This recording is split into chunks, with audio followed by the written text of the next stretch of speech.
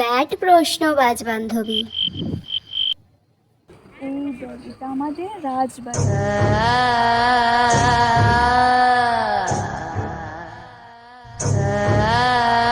এটার মধ্যে কত ইতিহাস লুকে আছে জানিস?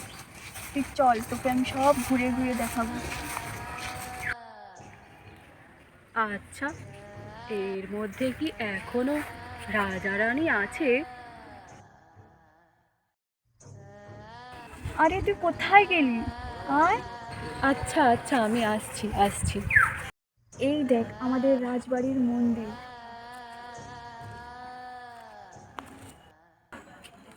আচ্ছা, আমি কি এখানে পুজো দিতে পারি?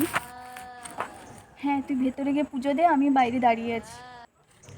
তার মানে তুই কি যাবি না? আমি একা একা যাব? হ্যাঁ, তুই একা যা, আমি দাঁড়িয়ে আছি, তোর জন্য এই অপেক্ষা না না, করছি। এই না না, আমি যাব না, তুই যাস না, তুই যাস না। এই দেখ, এটা হলো রাজা মশাইয়ের পুকুর। আচ্ছা, এখানে রাজামশাই কি করতো? এখানে রাজামশাই স্নান করতো। এখানে কি শুধু রাজামশাই আসতো, আর কেউ আসতো না?